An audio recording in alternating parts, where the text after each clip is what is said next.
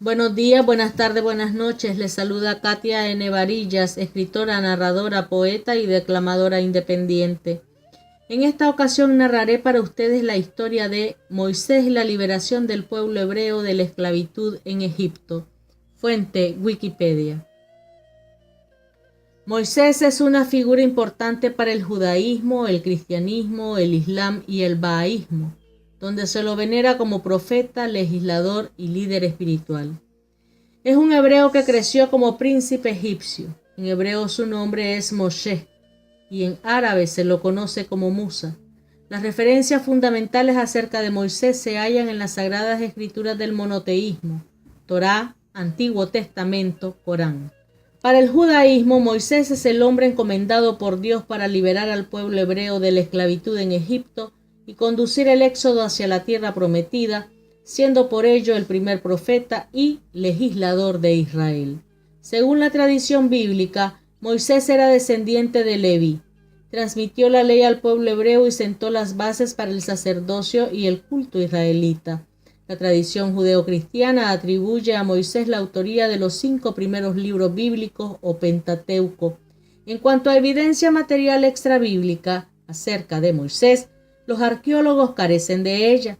Fuera del marco de la creencia, la falta de objetos que permitirían corroborar o incluso evaluar la validez de los textos bíblicos genera hipótesis y conjeturas diversas. Tradicionalmente, el origen del nombre Moisés es relacionado con la noción del agua, tanto en las fuentes egipcias como en las hebreas. En la antigua lengua egipcia, el sufijo emses tenía el valor de entregado o librado por, al mismo solía anteponerse la fuente de origen o creación. Moisés significaría inicialmente entregado por las aguas, debiéndose ello a que el infante hebreo fue hallado en ellas, por lo que las aguas del río Nilo fueron interpretadas como su origen. La narración del libro del Éxodo tiende a sugerir una idea semejante, donde la acción de engendrar da lugar a aquella de salvar. Y cuando el niño, Moisés, creció, ella, su madre biológica, lo trajo a la hija del faraón, la cual lo prohijó, es decir, lo recibió y adoptó, y le puso por nombre Moisés, diciendo: porque de las aguas lo saqué. A partir de ello, tradicionalmente se atribuye al nombre de Moisés el significado de salvado de las aguas. En su registro conocido como las Antigüedades Judías, el historiador judeo-romano Flavio Josefo reafirma lo expresado por la Biblia, recurriendo además a la etimología egipcia para finalmente confirmar que el nombre de Moisés significa salvado de las aguas. Como nombre, Moisés se relaciona con la noción del agua y no solo en sentido pasivo, dado que la tradición del pueblo hebreo de quien fuera salvado hizo un salvador, y en aquel por las aguas librado encontró su libertador, es decir, quien lo liberó de la esclavitud en Egipto. De ahí que el nombre Moisés en hebreo es pronunciado Moshe, forma activa que denomina tanto al líder de los israelitas como a quien actuara como representante de ellos ante Yahweh y, finalmente, los proveerá de la ley. Moshe es emisario de la voluntad divina y por consiguiente entendido como proveedor o dador tanto de la libertad del pueblo israelita como de los 10 grandes preceptos a ser desde entonces observados. La historia de la vida de Moisés es narrada en la Biblia, específicamente en la Torá, primera parte del Tanaj, y en el Pentateuco, libros del Éxodo, Levítico, Números y Deuteronomio, todos pertenecientes al Antiguo Testamento. El texto bíblico narra cómo Moisés lideró la salida de los hebreos de Egipto y recibió los 10 mandamientos de manos de Yahweh en el monte Sinaí. La tradición sostiene que Moisés vivió 120 años. En el libro de Éxodo, el nacimiento de Moisés tuvo lugar cuando un indeterminado faraón egipcio había ordenado a las parteras o comadronas que mataran a todo varón hebreo recién nacido, pero éstas por temor a Dios no hicieron como se les mandó. Según el mencionado libro, Moisés fue hijo de Amram, quien era miembro de la tribu de Leví y descendía de Jacob y su esposa Jocabed. Moisés tuvo una hermana 7 años mayor que él, Miriam, y un hermano 3 años mayor que él, Aarón.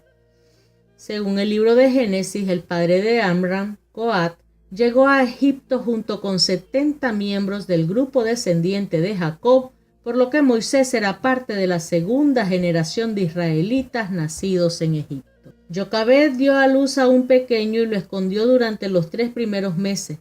Cuando no pudo ocultarlo más, lo colocó en una cesta embadurnada con barro en su interior y brea en el exterior para hacerla impermeable, y la llevó al Nilo. La cesta con el bebé fue observada y seguida de cerca por Miriam, hasta que la hija del faraón llegó al Nilo para bañarse. La princesa egipcia, cuyo nombre era Genutmire, descubrió la cesta y a Moisés dentro de ella. Miriam se acercó y consiguió que la princesa encargara que una hebrea amamantase y cuidase a la criatura. La hebrea en cuestión fue la propia madre de Moisés.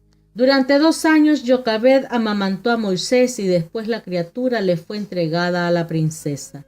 Moisés fue criado como si fuese hijo de la princesa egipcia y el hermano menor del futuro faraón de Egipto.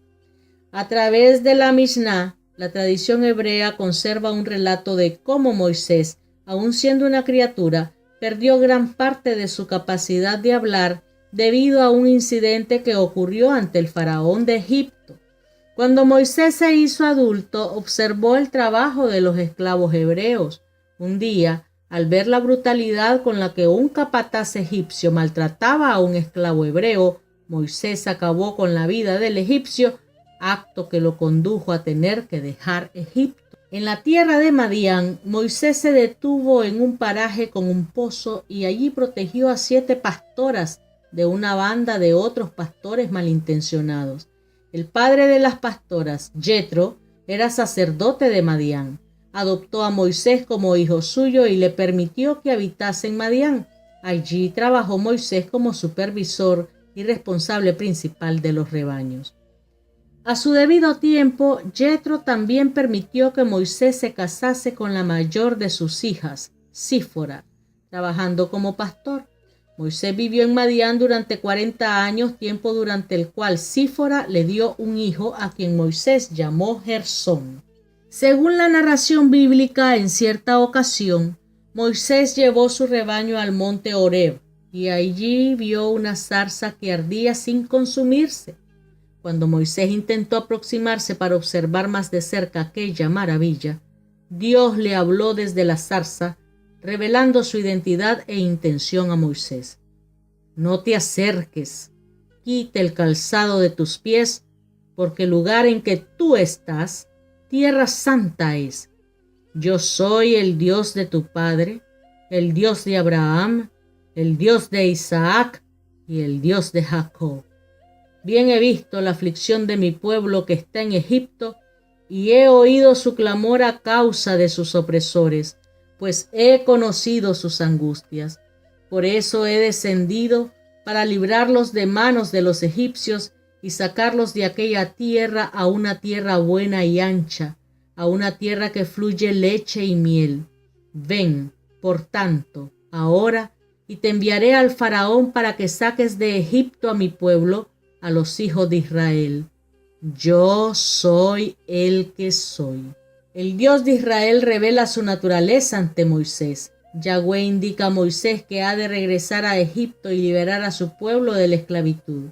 Moisés expresa no ser el candidato para realizar tamaña encomienda y además recuerda que padece de una dificultad en el habla. Yahweh le asegura que le proporcionará todo el apoyo necesario para que lleve a cabo su obra. Moisés obedece y regresa a Egipto, donde es recibido por Aarón. Ambos organizan una reunión para informar a los israelitas sobre lo ocurrido y, luego de señales, revelaciones y proezas llevadas a cabo por Moisés, los hebreos lo seguirán como enviado que trae la palabra de Yahweh. Lo más difícil fue persuadir al faraón para que dejase marchar a los hebreos, quienes no obtuvieron su permiso hasta que Yahweh envió 10 plagas sobre los egipcios. Esta serie de eventos comenzó con el agua tornándose sangre y culminó con la muerte de todos los primogénitos egipcios, lo cual causó tal terror dentro de los egipcios y dentro de Egipto que el faraón determinó por permitir que el esclavizado pueblo hebreo dejara finalmente Egipto. Moisés lideró al pueblo israelita en dirección este, iniciando así la larga travesía hacia la tierra prometida. Partieron desde Ramesés hacia Sucot unos 600,000 hombres, sin contar los niños. Llevaron consigo los restos de José, cumpliendo la voluntad de su predecesor.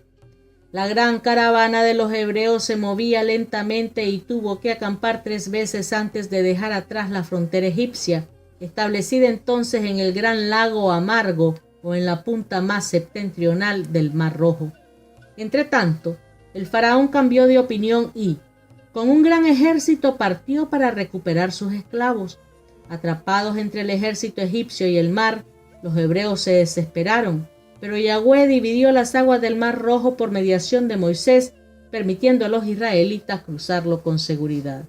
Cuando los egipcios intentaron seguirlos, las aguas volvieron a su cauce, ahogando a todo su ejército. Aunque la Biblia no cita al faraón del Éxodo por su nombre, sí da la fecha exacta del Éxodo.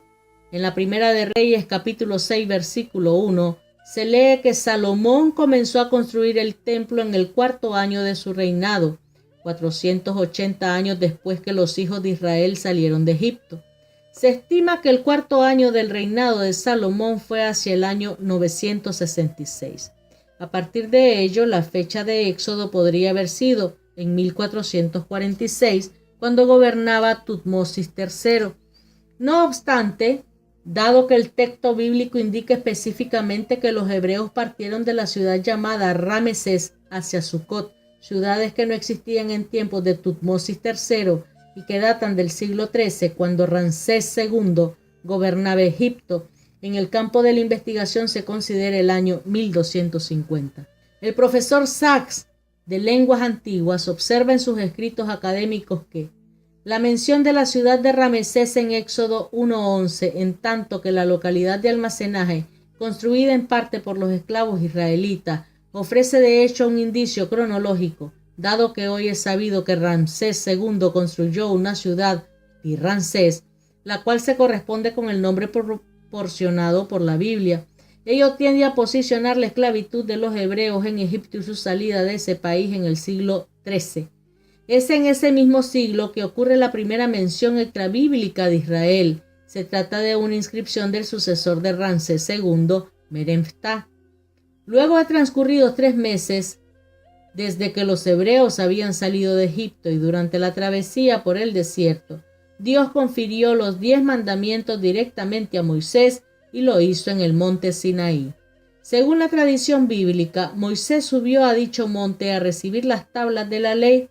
Estuvo en Sinaí durante 40 días hasta que recibió de Dios, ya sea de hecho o bien por inspiración divina, 2 tablas de piedra escritas con su dedo, como escrito en Deuteronomio capítulo 9 versículos 9-10 y Éxodo capítulo 31 versículo 18. Las tablas en cuestión recogían los 10 mandamientos, leyes básicas de cumplimiento obligatorio para el pueblo hebreo, dado que las distintas tribus hebraicas hasta entonces conservaban la fe en un Dios único y algunas costumbres que habían heredado de sus antepasados, pero no poseían un concepto claro acerca de Dios.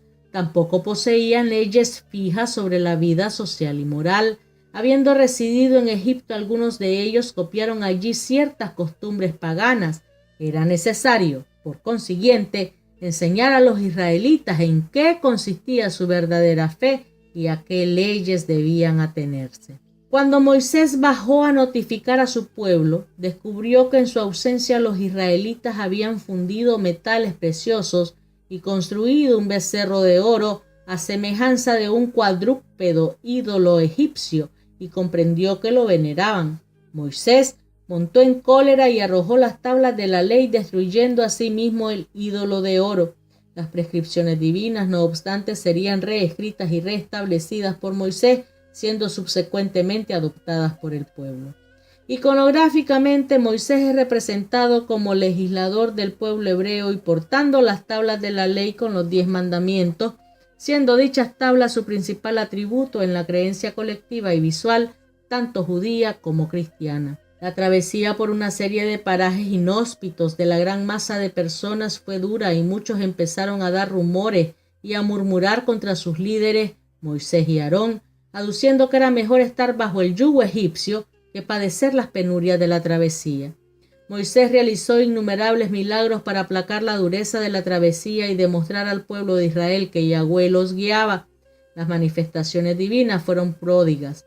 Para alimentarlos, Yahweh hizo llover maná del cielo. Para beber, les dio múltiples fuentes de agua, como la fuente de agua amarga convertida en agua dulce.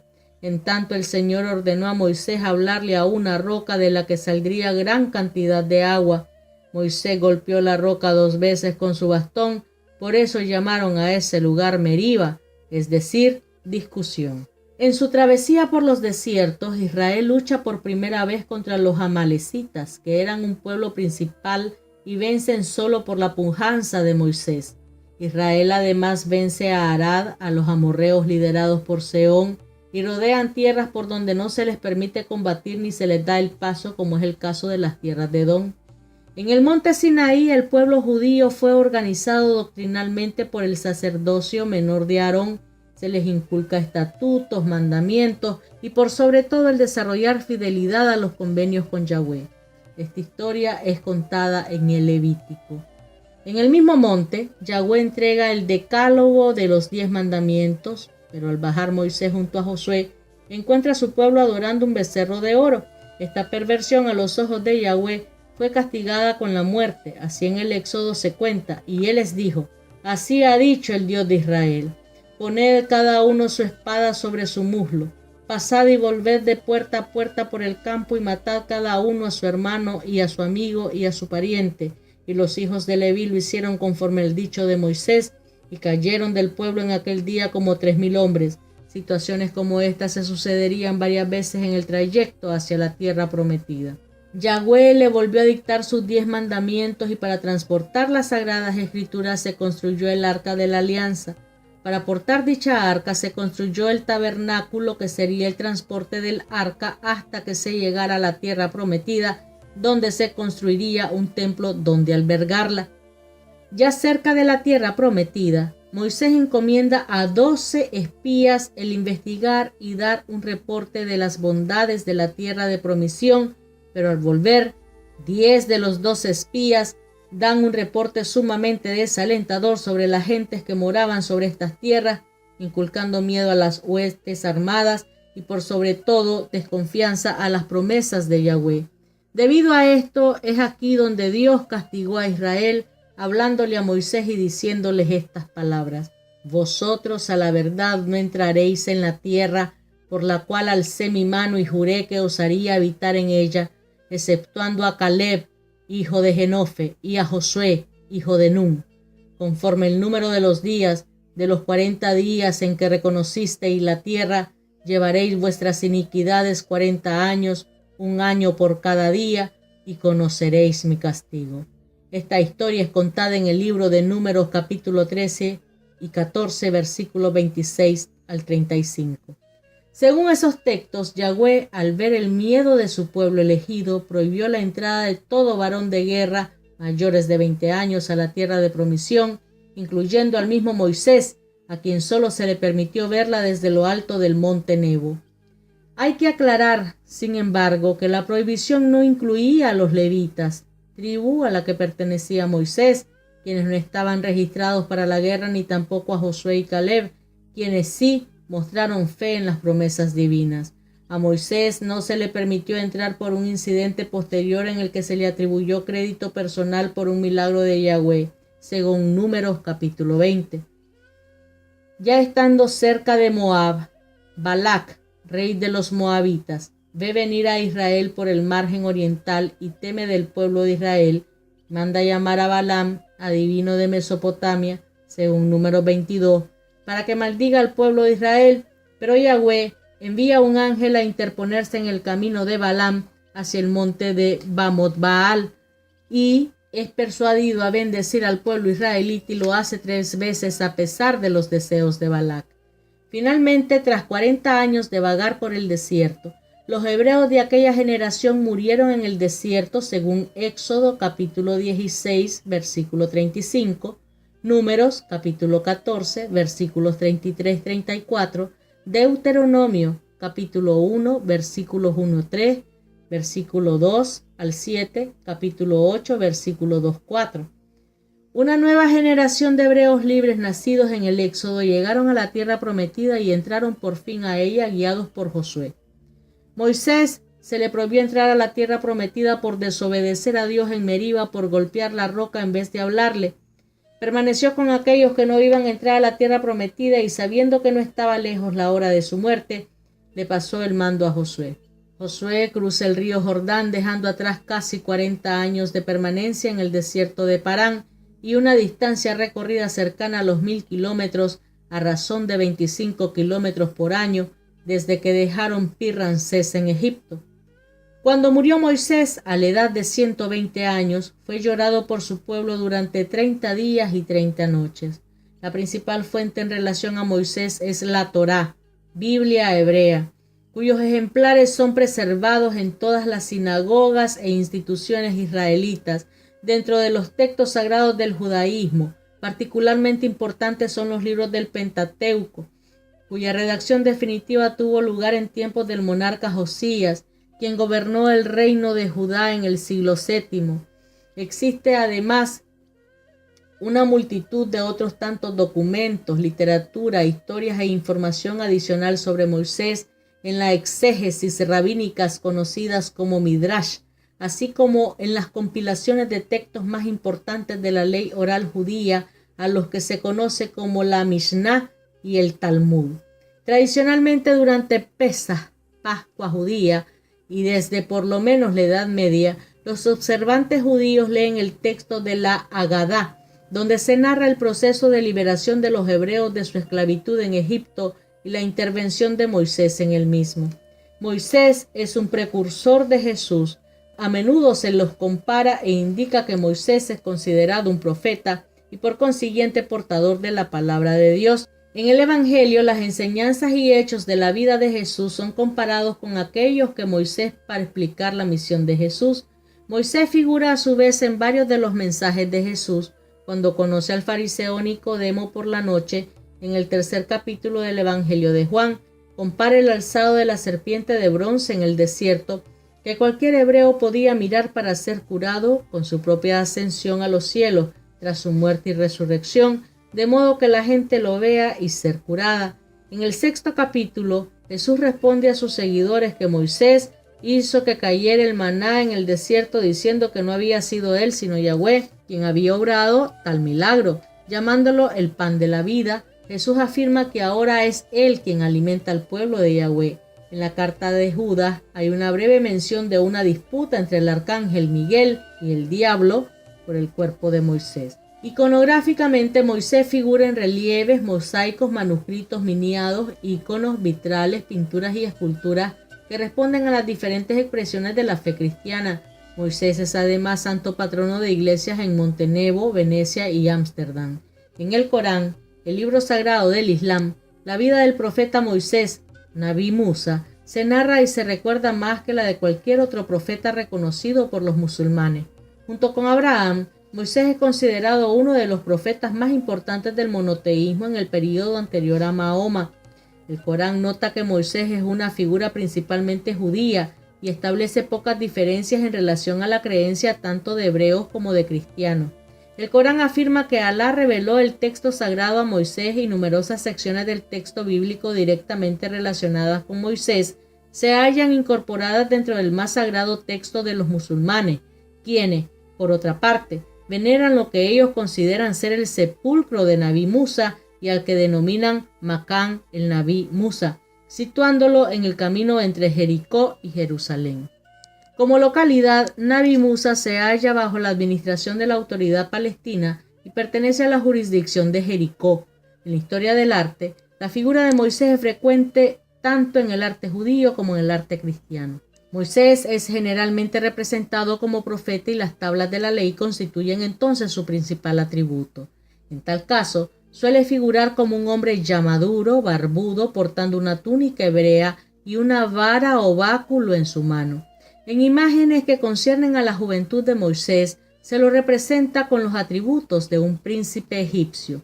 Otro atributo singular de Moisés es la luminosidad que emerge de la piel de su rostro y que tiene su referente último en el texto bíblico, donde este concepto encuentra expresión mediante el haz de luz que hacía que resplandeciera el rostro de Moisés luego de haber estado éste en presencia del Creador. En términos visuales, ello es a menudo expresado mediante dos haces de luz que parten desde la frente del hombre que se ha vuelto profeta. La presencia de cuernos en vez del empleo de un haz de luz, en el caso de las imágenes que involucran a Moisés, se debe a un error de interpretación al traducirse la Biblia del hebreo al latín. La antigua expresión hebrea keren or, que se refiere al estado resplandeciente del rostro de Moisés, fue interpretada por Jerónimo de Estridón equivocadamente como cuernos e incluida como tal en la Vulgata. Ello dio lugar a un Moisés con cuernos en varias imágenes eclesiásticas del período gótico tardío.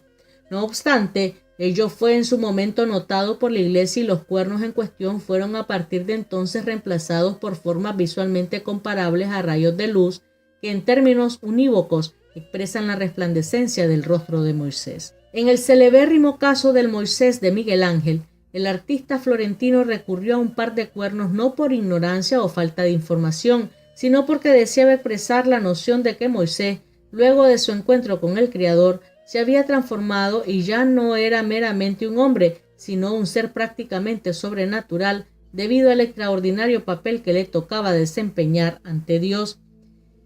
En la imaginería cristiana, tanto católica como ortodoxa, cuando se expresa la noción de santidad, Moisés puede a veces presentar una aureola en aquellas representaciones icónicas que le son propias.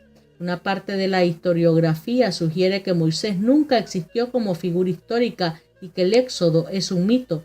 Por ejemplo, si el éxodo tuvo lugar durante el fin de la era de los Hyksos en Egipto, tal y como afirman algunos expertos, entonces sus documentos sobre Moisés probablemente habrían sido destruidos deliberadamente cuando los egipcios los expulsaron. Si bien esta teoría plantea el problema de que los Hyksos conocían la escritura y que el alfabeto hebreo fue inventado siglos más tarde, las primeras inscripciones en protohebreo datan del siglo X a.C. Las referencias adicionales sobre Moisés datan de muchos siglos después de la época en la que supuestamente vivió. Se desconoce si se basan únicamente en la tradición judía o si también han tomado aspectos de otras fuentes. Algunos, como Flavio Josefo, Filón de Alejandría y Manetón, hablan de él. También existen, por supuesto, los relatos antes mencionados en la Mishnah y el Corán. En el siglo III a.C., Manetón, un cronista y sacerdote heleno-egipcio, afirmó que Moisés no era judío, sino un sacerdote egipcio resentido, y que el éxodo fue en realidad la expulsión de una colonia de leprosos. Incluso si Moisés se acepta como figura histórica, hay varios aspectos del relato bíblico que pueden ser reinterpretados. La hipótesis de Manetón de que Moisés era egipcio es absolutamente plausible.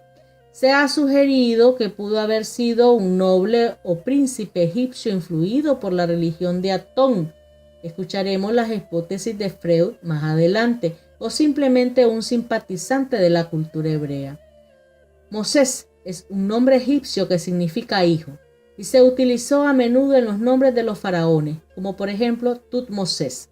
Los hebreos pudieron haber creado la historia a partir de los relatos de Sargón de Akkad, mesopotámico, o Edipo, griego, para legitimar su creencia.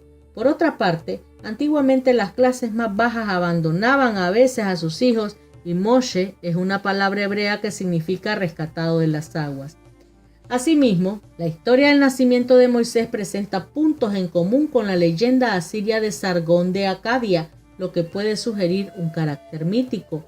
Aunado a esto, poner fecha al éxodo también ha sido un gran reto. Hay diferentes hipótesis, pero ninguna prueba histórica que lo confirme. Alrededor del final de la era de los Hyksos, alrededor del año 1420 a.C., puesto que existen documentos sobre la invasión de Canaán por parte de los Abiru 40 años más tarde, esta hipótesis casa bien con la idea actual de que el personaje histórico de Moisés era el 15º príncipe del rey de Egipto del siglo XV a.C., llamado Ramose. que también desapareció de los expedientes egipcios alrededor de la época de la muerte de la reina Hatshepsut. Durante el siglo XIII a.C., pues el faraón durante la mayoría de ese tiempo fue Ramsés II, el cual se considera habitualmente que fue el faraón con el cual se tuvo que enfrentar Moisés, conocido como el faraón del Éxodo o el faraón opresor, de quien se dice haber obligado a los hebreos a construir las ciudades de Pitón y Ramesés. Estas ciudades se conocen por haber sido construidas bajo Seti I y Ramsés II, haciendo a su sucesor Merentá el posible faraón del Éxodo. Sin embargo, en la estela de Merentá del quinto año del citado faraón, se narra que Israel está acabado, no queda ni la semilla. Además, en 1898 se descubrió la momia de Merentá, pues no había perecido ahogado. Una hipótesis más reciente y controvertida afirma que Moisés era un noble de la corte del faraón de Akenatón. Muchos estudiosos, desde Sigmund Freud hasta Joseph Campbell, sugieren que Moisés pudo haber abandonado Egipto tras la muerte de Akenatón en el año 1358 a.C., cuando las reformas monoteístas del faraón fueron rechazadas violentamente. Las principales ideas que apoyarían esta hipótesis serían que la religión monoteísta de Akenatón era la predecesora del monoteísmo de Moisés y una colección contemporánea de las cartas de Amarna, escrita por los nobles para Akenatón, describen bandas asaltantes de Abirus atacando territorios egipcios. Ha sido un placer haber compartido con ustedes su programa hispanoamericano Noches Bohemias de Pura Poesía, y esta servidora les desea un excelente fin de semana. Esperemos nos escuchen el próximo mes por www.youtube.com buscando el canal Noches Bohemias de Pura Poesía. Buenos días, buenas tardes, buenas noches. Muchísimas gracias.